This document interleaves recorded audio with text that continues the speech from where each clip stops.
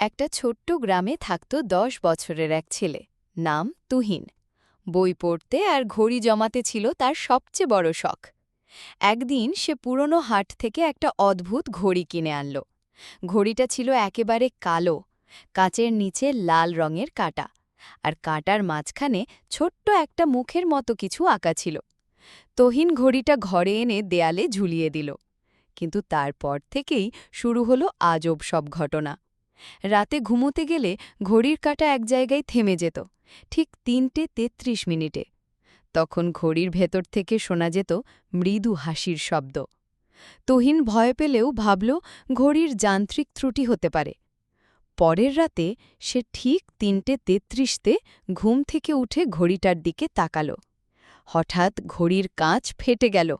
ভেতর থেকে বের হয়ে এলো একটা কালো ধোঁয়ার মতো কিছু, আর একটা কর্কশ কণ্ঠে বলল, আমাকে বের করেছিস, এখন তুই আমার সময়ের কয়েদি। তুহিন ভয়ে ঘরের বাইরে ছুটল, কিন্তু বাইরে এসে দেখে সব থেমে গেছে। গাছ, পাখি, বাতাস কিছুই নড়ছে না, শুধু ঘড়ির কাঁটা চলছে, আর তুহিন একা। তুহিন বুঝল সে এখন একটা ঘড়ির ভেতরের সময়ে আটকে গেছে।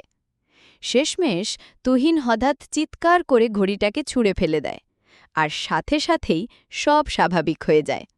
ঘড়িটা কোথায় পড়েছিল কেউ আর খুঁজে পায়নি।